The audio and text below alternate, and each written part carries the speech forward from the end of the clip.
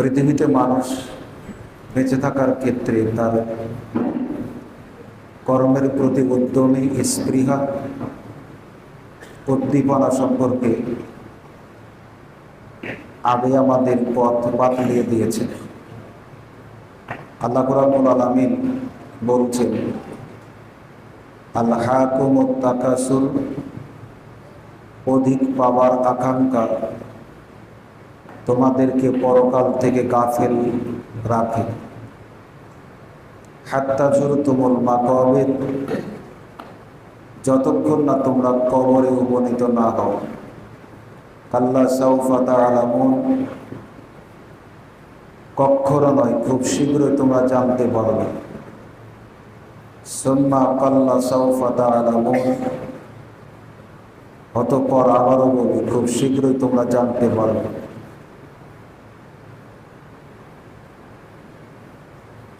লাতারাবুন্নাল জাহিম, তোমরা অচিরেই জাহান্নাম দেখতে পাবে। সুম্মা লাতারাবুন্নাহা আইনাল ইয়াকিন, এটা শুধু কল্পনাই নয়, ধারণাই নয়, বলে শেষ নয়, বরং তোমরা এটা চাক্ষুষ দিবালোকের ন্যায় প্রত্যক্ষ করবে। সুম্মা লাতুসআলুন্না ইয়াওমাইযিন আনিন নাঈম, তোমাদেরকে যে নিয়ামত সমূহ আল্লাহ সুবহানাহু ওয়া তাআলা দিয়েছেন, এই নিয়ামতের ব্যাপারে তোমাদেরকে কিয়ামতের দিন জিজ্ঞাসা করা হবে। এই সূরার ভিতরে মানুষের যে অধিক পাওয়ার আকাঙ্ক্ষা, অধিক পাওয়ার লোভ, এই বিষয়টাই আল্লাহ পরিষ্কারভাবে তুলে ধরেছেন। দুনিয়াবী জীবনে আমরা লালায়িত হব, দুনিয়াবী জীবনে আমরা প্রলোভনে পড়ব, কিন্তু এটাকে যে কোনো মূল্যে ত্যাগ করতেই হবে, পরকালে সফলতা অর্জন করতেই হবে, তবে আমার আপনার জীবন সফল বলে প্রমাণিত হবে।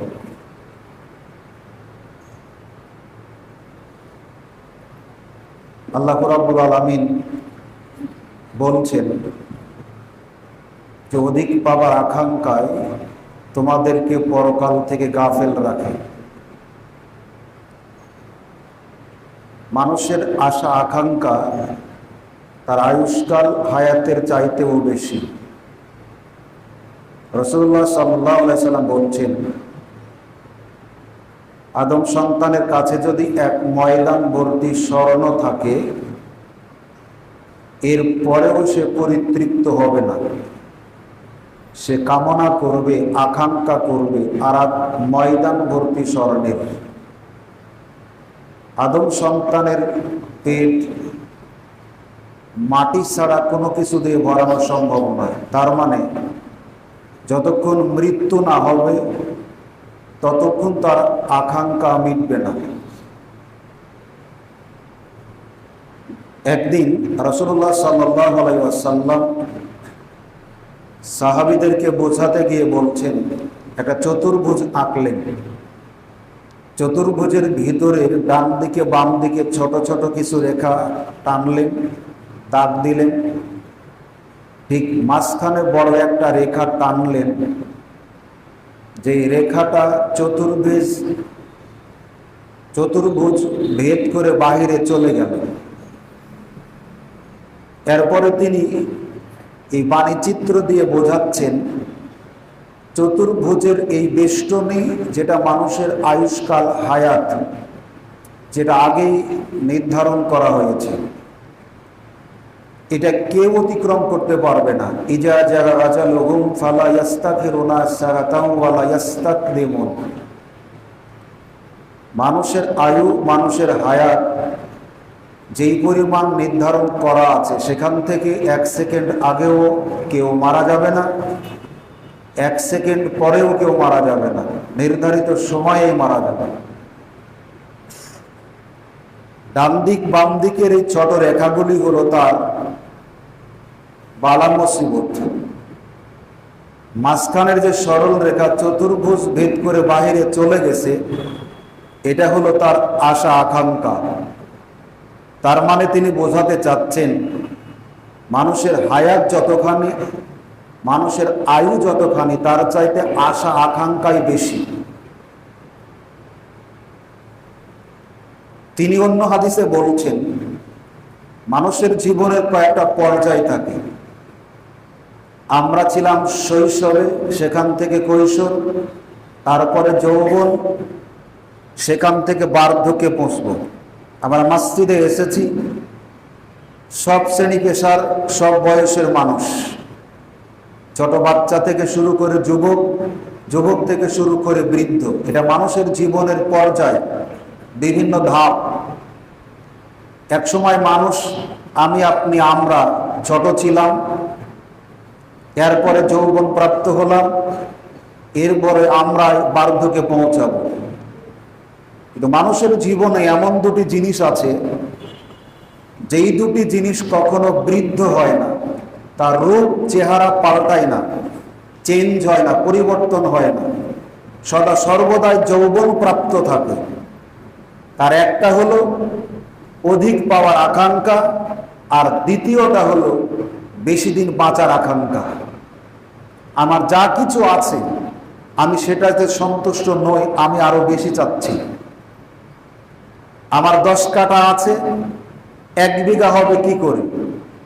আমার একটা ফ্ল্যাট আছে, আমার আরো 2টা ফ্ল্যাট হবে কি করে? এই প্রতিযোগিতায় মানুষ পৃথিবীতে মত্ত। এজন্য রাসূলুল্লাহ সাল্লাল্লাহু আলাইহি সাল্লাম বলছেন, আমার মৃত্যুর পরে আমার উম্মতেরা ইসলাম ধর্ম পরিত্যাগ করে অমুসলিম হয়ে যাবে, এই ভয় আমার ততখানি নেই। আমার উম্মতেরা বেদিন হয়ে যাবে, এই ভয় আমার, আশঙ্কা আমার ততখানি নেই। আমার সবচেয়ে বড় ভয়, আমার উম্মতেরা দুনিয়া নিয়ে ব্যস্ত হয়ে পড়বে। আজকে দেখেন তার চরম বাস্তবতা। রাসূলুল্লাহ সাল্লাল্লাহু আলাইহি সাল্লাম যাচ্ছেন রাস্তা দিয়ে সাহাবীদের সহ, ছোট্ট একটা বকরির বাচ্চা মৃত্যু পড়ে আছে রাস্তার ধারে। সাহাবীদেরকে লক্ষ্য করে তিনি বললেন, তোমাদের মধ্যে কেউ কি 1 দিরহাম দিয়ে হলেও এই বাচ্চাটিকে কিনে নেবে, খরিদ করে নেবে? সাহাবীরা বলছেন, আপনি বলেন কি? একে এমনিতেই কেউ নিবে না, তারপরেও আবার দিনার দিয়ে, দিরহাম দিয়ে? এটা তো মূল্যহীন, তুচ্ছ। আল্লাহ রাসূল বলছেন, এই মৃত ছাগলের বাচ্চাটা তোমাদের কাছে যতখানি মূল্যহীন, গোটা দুনিয়া এর মাঝখানে যা কিছু আছে আল্লাহ সুবহানাহু ওয়া তাআলার কাছে এর চাইতেও তা মূল্যহীন। যেটা নিয়ে আমরা এত ফিতনা ফাসাদ হট্টগোল করছি।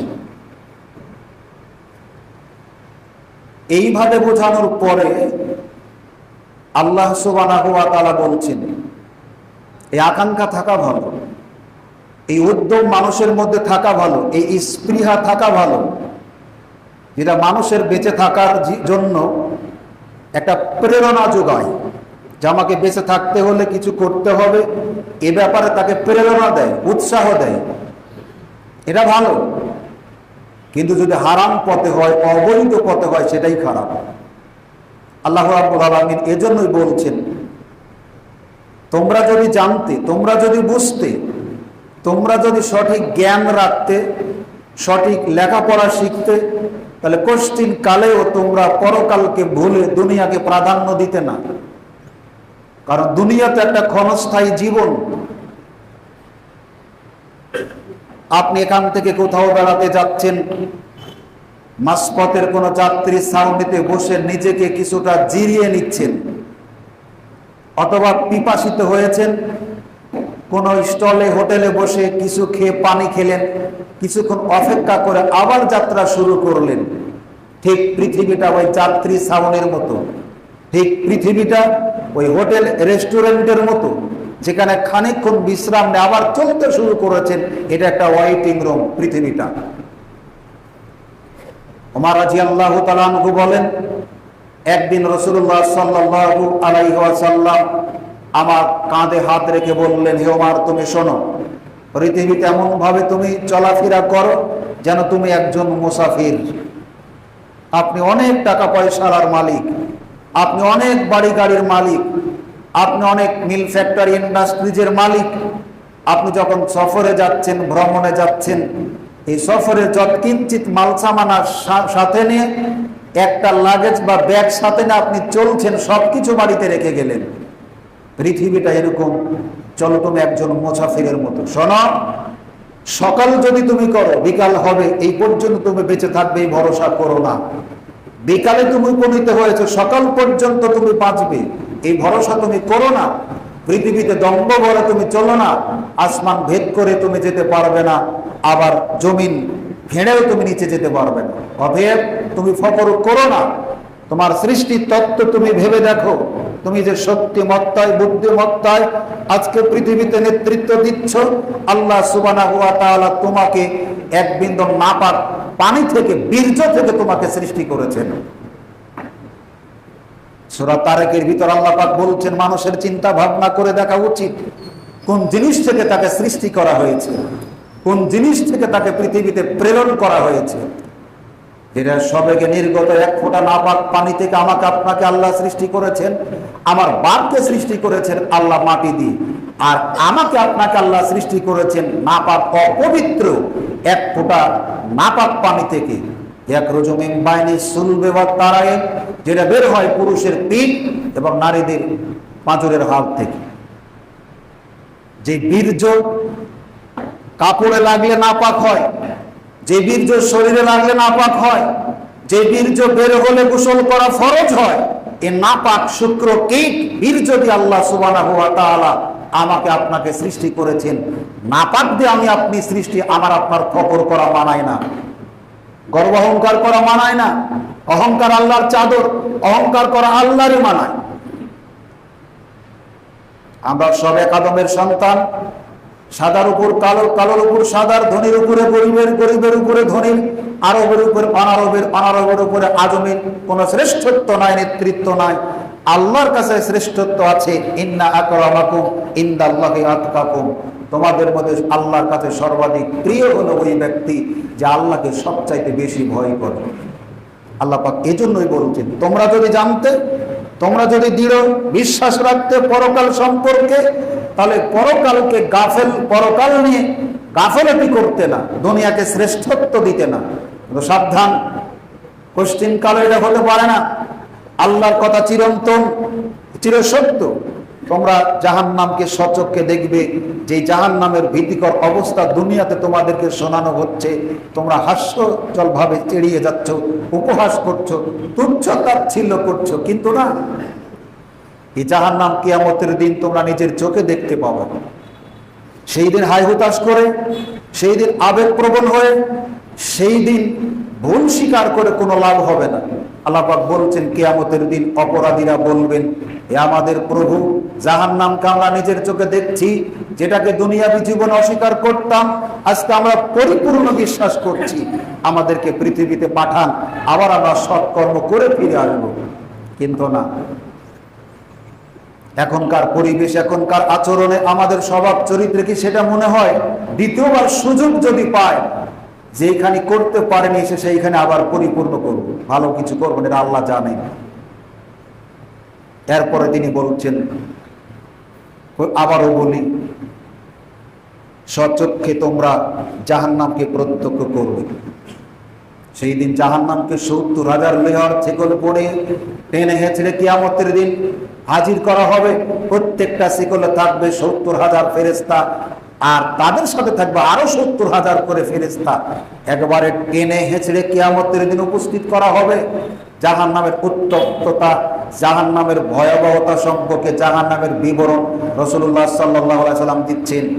যুগ যুগ ধরে, শতাব্দীর পর শতাব্দী ধরে, সহস্রাধিক বছর ধরে জাহান্নামকে উত্তপ্ত করা হচ্ছে। জাহান্নামের এক অংশ আর এক অংশকে খেয়ে ফেলছে, দুমড়ে মুচড়ে ফেলছে। জাহান্নাম নিজেই বলছে, আল্লাহ বাঁচার আমাকে একটা পথ ঘাট করে দাও। মানে জাহান্নাম থেকে জাহান্নাম নিরাপদ নয়, যেন আমি থেকে আমি নিরাপদ নয়, ঠিক তেমন জাহান্নাম যেন জাহান্নাম থেকেই নিরাপদ নয়। আল্লাহ সুবহানাহু ওয়া তাআলা জাহান্নামকে বছরে 2 নিঃশ্বাস ফেলার সুযোগ দেন। এক নিঃশ্বাসের কারণে সারা পৃথিবীবাসী, তার সৃষ্টি জগৎ যত আছে, 6 মাস যাবত ঠান্ডা অনুভব করে। একটু কল্পনা করুন তো, এক নিঃশ্বাসের কারণে তামাম পৃথিবী এর মাঝখানের সমস্ত মাখলুকাত শোষণ করার পরে আমরা শীতকে নিবারণ করার জন্য কত ধরনের না উপকরণ ব্যবহার করি, তবু শীত থেকে বাঁচা যায় না। কিন্তু এর ভিতরে যখন আমাদেরকে ঢুকানো হবে, কতক্ষণ থাকা সম্ভব হবে? রাসূলুল্লাহ সাল্লাল্লাহু আলাইহি সাল্লাম বলছেন, দ্বিতীয় নিঃশ্বাসের কারণে, জাহান্নামের দ্বিতীয় নিঃশ্বাসের কারণে গোটা পৃথিবীবাসী, এর মাঝখানে আল্লাহর সৃষ্টি জগৎ জানা অজানা যত আছে, প্রত্যেকটা মাখলুক 6 মাস যাবত গরম অনুভব করে। আকাশের প্রতিবন্ধকতা, নানান ধরনের উদ্ভিদ রাজি, এরপর আমাদের বাসা, বিল্ডিং, এরপরে ফ্যান, এসি, কত কি ব্যবহার করার পরেও এই গরমকে মোকাবেলা করা সম্ভব হয় না। কিন্তু সেই দিন সূর্য নেমে আসবে কামেকদারে মাইলেন 1 মাইল উপরে। সেই দিন সূর্যের সমস্ত তাপগুলি সবকিছু উপেক্ষা করে আমার আপনার উপরে পড়বে। মানুষের ঘাম হবে তার পাপ অনুযায়ী। সেই দিনের কথা একটু চিন্তাই করে দুনিয়াবী জীবনকে শ্রেষ্ঠত্ব না দিয়ে পরকালীন জীবনকে শ্রেষ্ঠত্ব দেওয়াই বুদ্ধিমানের পরিচয়। ওই দিন আসার পূর্বেই আমরা আমাদের আমলগুলি ঠিক করে নেই, যেই দিন কেউ কারো উপকারে আসবে না। আরে দুনিয়াতেই উপকারে আসছে না। আপনি আপনার পরিবার পরিজনের ভরণ পোষণের জন্য হারাম পথে উপার্জন করছেন, বাজার সদা করেছেন। আপনি বাড়িতে নিয়ে যাওয়ার পর ব্যাগ রেখে আপনার ছেলে মেয়েকে, বউকে ডাকেন, ডাকার পরে বলেন যে এই দেখো মালগুলি নিয়ে আনা, তরকারিগুলি কিনে আনা, মাছ গুস্তগুলি এনেছি হারাম পথের ইনকাম দিয়ে, তোমরা খেতে পারো। তবে শর্ত একটা, এগুলো উপার্জন করতে গিয়ে আমার যা পাপ হয়েছে তোমাদের ভাগী হওয়া লাগবে। আপনাকে সব জানিয়ে দিবে, তুমি পরিবারের কর্তা, তুমি পরিবারের পরিচালক, তুমি কিভাবে খাবার দিবে না দিবে সেটা তোমার ব্যাপার। আমরা একটা পাপেরও ভাগী হতে, ভাগ নিতে রাজি নয়। এখন আজকে পরীক্ষা করবেন, কেউ রাজি না। আপনার ছেলে রাজি না, আপনার মেয়ে রাজি না, আপনার স্ত্রী রাজি না, কেউ রাজি হবে না। দুনিয়াবী জীবনে জাজল্য অসংখ্য প্রমাণ এখনো হচ্ছে। এরপরেও আমরা বৈধ অবৈধভাবে অসংখ্য অর্থের পাহাড় গড়ে তুলছি, মনে করছেন আপনার মৃত্যু হবে না। এটা ভুল ধারণা। আল্লাহ রাব্বুল আলামিন বলছেন, ওয়াইলুল লিকুল্লি হুমাজাতিল লুমাজা, ধ্বংস ওই সমস্ত মানুষদের যারা মানুষদের গীবত করে, পরনিন্দা করে, গোপনে এবং প্রকাশ্যে। আল্লাযী জামাআ মালাহু ওয়া আদ্দাদা, যারা তাদের সম্পদ গুচ্ছিত করে রাখে, সঞ্চিত করে রাখে, আর মাঝে মাঝে গুনে দেখে যা রেখেছিলাম ঠিক আছে কিনা। দেখা যায় কর করে 2টা 10 টাকার নোট হলে আর খরচ করে না, 20 টাকার নেয়। দেখে একটু ময়লাওয়ালা টাকা হলে দোকানদারের কাছ থেকে চেঞ্জ করে নেয়, জমা করে রাখে। এরা জান্নাতে যাবে না। কারণের তার সুকেস, আলমারি, ব্রিফকেস, তার সম্পদ রাখতে যতগুলি আসবাবপত্র লাগত, এগুলোর চাবি বহন করতো কয়েকশো লোক। কয়েকশো লোকে যদি চাবি নিয়ে থাকে, তাহলে আলমারি, ব্রিফকেস, সুকেস এগুলো কত ছিল, আর অর্থের পরিমাণই কত ছিল। জনগণ তাকে বলতো যে এগুলো আল্লাহর নিয়ামত, তুমি নিঃস্ব দরিদ্র মানুষদের প্রতি দয়ার্দ হও, তাদের সাহায্য সহযোগিতা করো, আল্লাহর শুকরিয়া আদায় করো। কিন্তু কারণ বলতো না না, এটা আমার কামাই করা, পৈতৃক সূত্রে পাওয়া, আল্লাহর দেওয়া হবে কেন? অর্থের দাপটে শক্তির স্ফীত হয়ে মানুষকে হেয় জ্ঞান করে পৃথিবীতে চলতো। আল্লাহ সুবহানাহু ওয়া তাআলার গজবে একবারে আসমানে তুলে উপরে করে তাদেরকে দিলেন। দেখে মনে হয় না যে এখানে কোনোদিন কেউ বসবাস করত। সম্পদ মানুষকে চিরস্থায়ী করতে পারে না। সম্পদ আল্লাহর পরীক্ষা। নিমিষের মধ্যে আল্লাহ কাউকে ধনী বানান, নিমিষের মধ্যে আল্লাহ কাউকে পথের ভিখারি বানান। অতএব সাবধান, সম্পদ আপনার দিয়েছেন আল্লাহ আপনাকে আমাকে পরীক্ষা করার জন্য। যথেচ্ছা ব্যবহার করবে তা হবে না। এর একটা সীমাবদ্ধতা আছে, এর একটা সীমারেখা আছে। কিন্তু কি চমৎকার, রাস্তাঘাটে চলছেন, ব্যাগ খুললেই ব্যাগ ভর্তি টাকা। রাস্তায় চলছেন, গাড়ির পিছনে ডালা তুললেই গাড়ি ভর্তি টাকা। বাড়িতে আগুন লেগেছে, মাল সামানা পড়ছে, সাথে পড়ছে টাকা। দেশটা আল্লাহ তার অসংখ্য নিয়ামত দিয়ে একবারে ভরপুর করে দিয়েছেন, আলহামদুলিল্লাহ। কিন্তু চুল চাপটার পরিমাণই বেশি, হবারই তো কথা। আগে শুনিয়েছিলাম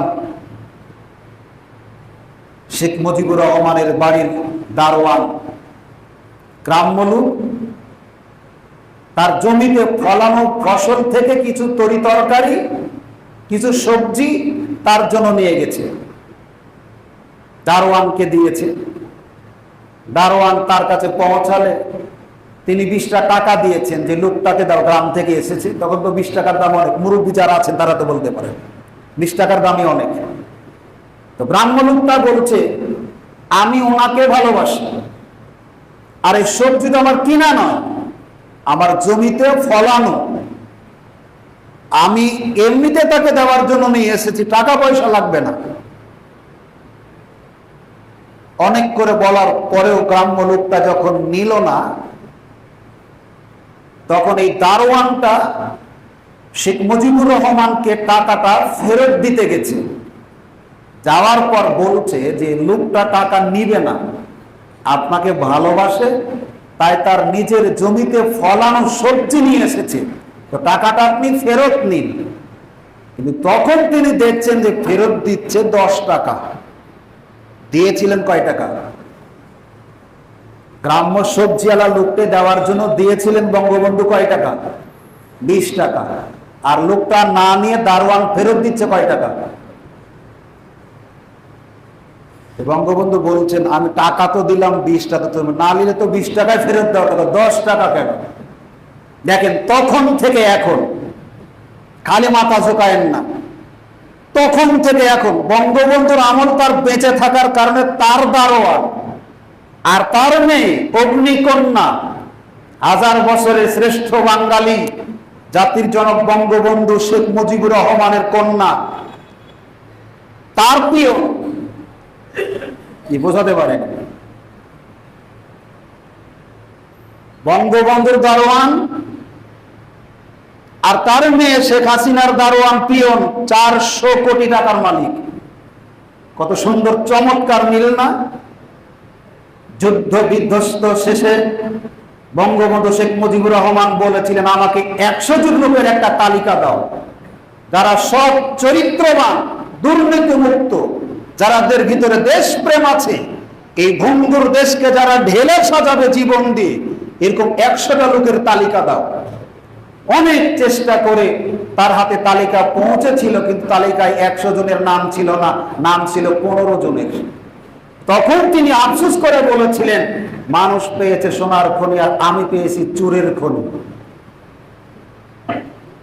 চুরি কোন জায়গাতে নাই বলে দেখান তো একটু, নাম করেন 2-1টা জায়গা যে এই জায়গাতে চুরি নাই। কি করবেন এই সম্পদগুলি? রাসূলুল্লাহ সাল্লাল্লাহু আলাইহি সাল্লাম বলছেন, আদম সন্তান ধারণা করে, মনে করে মালি মালি, আমার মাল আমার মাল। তুমি কি চিন্তা করে দেখেছো তোমার মাল 3টি?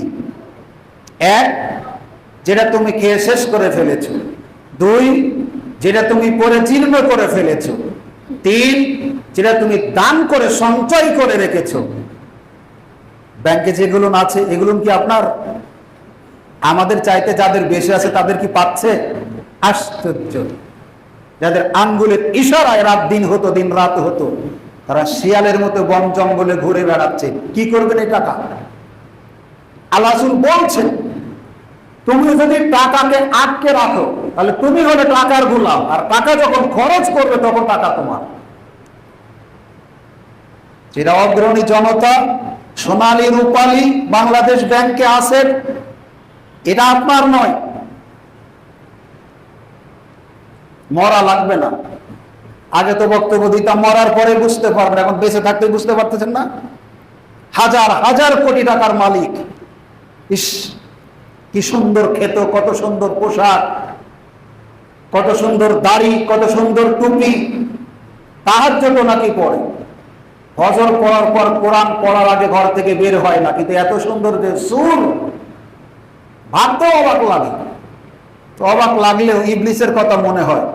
ইবলিসে তো খুব শোভাকাঙ্ক্ষী, জান্নাতের ভিতরে আদি পিতা আদম হাওয়া যখন ছিলেন, ইবলিস শয়তান জুব্বা পরে, পাগড়ি পরে, ইবলিসেরও কিন্তু লম্বা দাড়ি, সবকিছু ঠিকঠাক ভাবে দরবেশের বেশে আদমকে বলছেন, আদম তুমি কি জানো আল্লাহ তোমাকে ওই গাছের ফল খেতে নিষেধ করেছেন কেন? না তো আল্লাহ তোমাকে বেশি দিন জান্নাতে রাখতে চাচ্ছেন না। উদ্দেশ্য হলো তুমি যদি ওই ফল খাও তাহলে বেশি দিন জান্নাতে থাকতে পারবে না। এই জন্য আল্লাহ ফল খেতে নিষেধ করেছেন, তোমাকে বেশি দিন জান্নাতে রাখবে না। অতএব তুমি ফল খাও, তাহলে জান্নাত থেকে বের হওয়া লাগবে না। এত সুন্দর মানুষ, দাড়ি আছে, টুপি আছে, জুব্বা আছে, পাগড়ি আছে, এগুলো কি মিথ্যা বলতে পারে? অবাক। ঠিক একইভাবে দারুন নাদওয়ার বৈঠকে মুহাম্মদ সাল্লাল্লাহু আলাইহি সাল্লামকে হত্যা করার জন্য 100 উট ঘোষণা করা হলো। নানানজন নানান কথা বলল, শেষে বলছে এভাবে রাখলে হবে না, তাকে দুনিয়া থেকে বিদায় করতে হবে। সেই উপদেশদাতা হিতাকাঙ্ক্ষীও হলো মিস্টার ইবলিস। কিন্তু না, আল্লাহ পাক বলছেন সুম্মা লা তুসআলুন্না ইয়াওমাইযিন আনিন নাঈম। শোনো পৃথিবীতে যারা আছো, তোমাদের উপর আল্লাহর যে নিয়ামত, প্রত্যেকটা নিয়ামতের ব্যাপারে তোমাদেরকে জিজ্ঞাসা করা হবে। কি যোগ্যতা আছে আমার? আমি খুতবা দিচ্ছি, অসংখ্য মানুষ চাতক পাখির মতো কান লাগিয়ে শুনছেন। এটা কি আল্লাহর নিয়ামত নয়?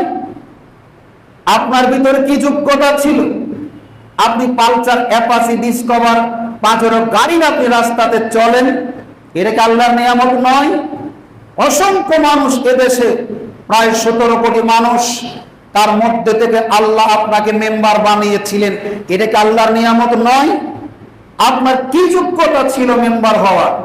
সারা বাংলাদেশে প্রায় 17 কোটি মানুষ, আপনার ভিতরে কি যোগ্যতা আছে যার ভিত্তিতে আল্লাহ আপনাকে চেয়ারম্যান, উপজেলা চেয়ারম্যান, এমপি, মন্ত্রী বানিয়েছিলেন? এটা কি আল্লাহর নিয়ামত নয়?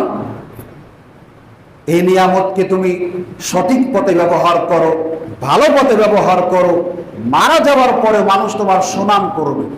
রাসূল সাল্লাল্লাহু আলাইহি সাল্লাম বলেছেন, তুমি মারা যাওয়ার পরে মানুষ তোমার সুনাম করুক, মানুষ তোমার গুণকীর্তন করুক, মানুষ তোমার প্রশংসা করুক।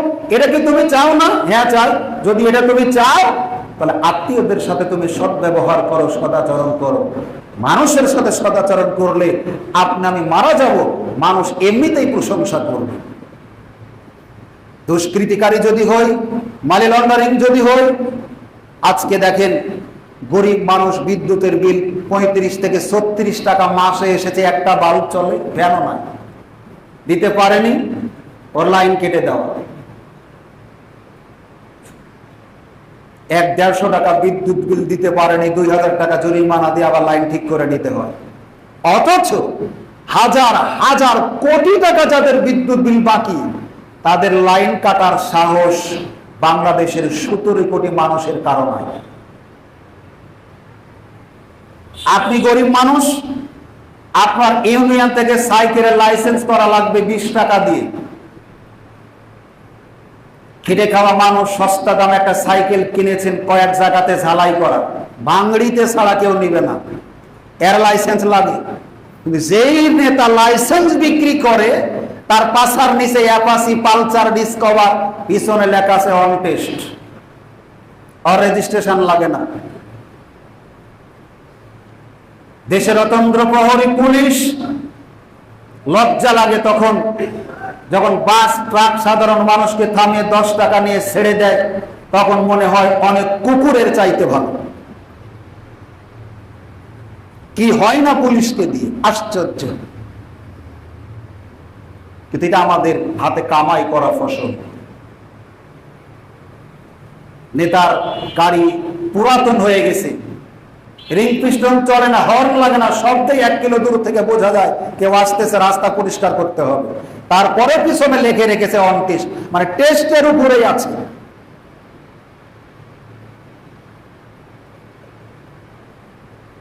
তখন যদি এরকম চোর থাকতো, তার বংশ বৃদ্ধি হয়নি। রাজাকার মুক্ত করেছেন দেশকে, দেশের সন্ত্রাস মুক্ত করেছেন, কিন্তু চোর মুক্ত করেননি। যেদিন চুরমুক্ত হবে সেদিন এদেশের খেটে খাওয়া মানুষের মুখে হাসি ফুটবে। তবে প্রত্যাশা যেটা করছেন এটা পাবেন কি? থেকে থেকে মনে হয় এদেশের আমরা যারা সাধারণ জনগণ আমরা ফুটবলের মতো। কিসের মতো? ফুটবলের মতো। গোলকিপার যখন বুকে জড়িয়ে ধরে ফুটবলকে, তখন ফুটবল মনে করে যা বাঁচলাম হাল ছেড়ে, মনে হয় আর মারবে না। খানিকক্ষণ পরে এমন জোরে এক লাথি দেয় জীবনটা যায়। ওই পারের গোলকিপার যখন আবার বুকে চেপে ধরে তখন মনে হয় যাক বাঁচলাম, আর মনে হয় মারবে না। এদেশের জনগণ আমরা এই ফুটবলের মতো। কালের আবর্তন আমরা ভুলে যাব। যাদের অত্যাচার নির্যাতন নিপীড়ন ছিল বেশি, কালের আবর্তনে তাদেরকে আমরা ভুলে গেছি, তাই না? এখন যেটা চলমান মনে হচ্ছে এটাই বেশি। কে আসবে যার উপরে ভরসা করতে পারেন দেশ আর চাইতে ভালো পাবেন? কে আসবে এরপর যার উপরে আপনি বিশ্বাস করতে পারেন গরিবের অধিকার নিশ্চিত হবে? কে আসবে এরপরে যার উপর আপনি ভরসা করতে পারেন যে ঘুষ দুর্নীতি মুক্ত হবে দেশ? হবে না। কারণ আমি আপনি যদি ভালো না হয় দেশ ভালো হওয়া সম্ভব নয়। আমি আপনি ভালো কি না? অতএব আমাদের সবচাইতে বেশি দুর্গতির কারণ আমরা ইতিহাস থেকে শিক্ষা গ্রহণ করি না। রেডিমেড সব জিনিস যেমন পাওয়া যায়, বিদ্যাও রেডিমেড। যেটা শুনি ওটাই আমার জন্য যথেষ্ট। বই পুস্তকের কাছে আমরা যাই না, দুনিয়া নিয়েই ব্যস্ত। যে জাতি যত শিক্ষিত সে জাতি তত উন্নত। ইতিহাস থেকে শিক্ষা গ্রহণ করুন। ইতিহাস কাউকে ক্ষমা করেনি। Today war tomorrow. আল্লাহ রাসূল এই জন্যই বলছেন, শোনো, পৃথিবীতে কারো তকদিরে যেই পরিমাণ রিজিক বণ্টিত হয়েছে ওখান থেকে একটা দানা অবশিষ্ট থাকতে কেউ মৃত্যুবরণ করবে না। তবে এই রিজিকটা কারো কাছে আসবে তাড়াতাড়ি আর কারো কাছে আসবে দেরিতে। দেরিতে আসছে বলেই তুমি অবৈধ পথে কামাই করার চেষ্টা করবে, টেন্ডারবাজি করবে, বালুর পয়েন্টলে গন্ডগোল করবে, চাকরি দিয়ে টাকা নেবে, দুস্থ মাতার কাট করে দিতে টাকা নেবে, তুমি বিদ্যুৎ খাতে দুর্নীতি করবে, রেল খাতে দুর্নীতি করবে। এরকম হবে না। তোমার তকদিরে যেই পরিমাণ রিজিক লেখা আছে এর চাইতে বেশি তুমি খেতে পারবে না, জনগণই খাবে। খাচ্ছে না? যতটুকু তকদিরে লেখা আছে ততটুকুনি খেতে পাবে। আপনাকে অর্থের পিছনে ছুটতে হবে না, অর্থ আপনার পিছনে ছুটবে। অতএব যার যে যোগ্যতা আল্লাহ তাকে সেটাই দিয়েছেন, এটা নিয়ে সন্তুষ্ট থাকুন। সাওবান রাদিয়াল্লাহু তাআলা আনহু বলেন, লাউ আলিমনা আইয়ুল মালে খায়রুন ফানাত্তাকিজুহু, আমরা যদি জানতাম উত্তম বস্তু কোনগুলি তাহলে হেফাজত করে রাখতাম। তিনি বললেন, আফজালুহু লিসানুন জাকিরুন ওয়া কালবুন শাকিরুন ওয়া জাওজাতুন মুমিনাতুন তুগিনুহু আলা ঈমানিহি। ওই বস্তু হল তিনটি উত্তম, তার একটা হলো ওই মুখ, যেই মুখ আল্লাহর জিকির আজকার তাসবিহ তাহলিল করে। দুই, ওই অন্তর, আল্লাহ আমাদেরকে যতটুকু দিয়েছেন ততটুকুতেই শুকরিয়া আদায় করা। আপনার যা আছে তার চাইতে যারা বেশি ধনী তার দিকে তাকাবেন না, তাকালে আপনি দুনিয়া পেলেও পরকাল হারাবেন। আমাকে আপনাকে আল্লাহ যা দিয়েছেন হাজারো মানুষকে আল্লাহ এটা দেননি, এই জন্য শুকরিয়া আদায় করুন। আমাকে আল্লাহ যতটুকু দিয়েছেন আমি ততটুকুই খুশি, আমি তাতেই সন্তুষ্ট।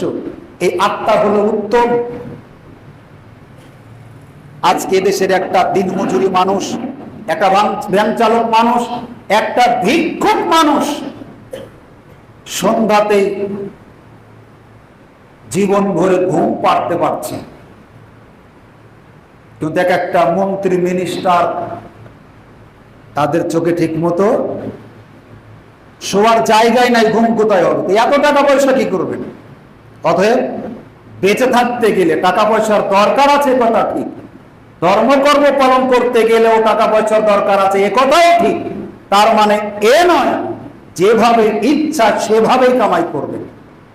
আল্লাহ দেখেন তামাশা আমাদের, যে তুমি তামাশা পৃথিবীতে যত কিছুই করো সবকিছু তো আমি দেখছি।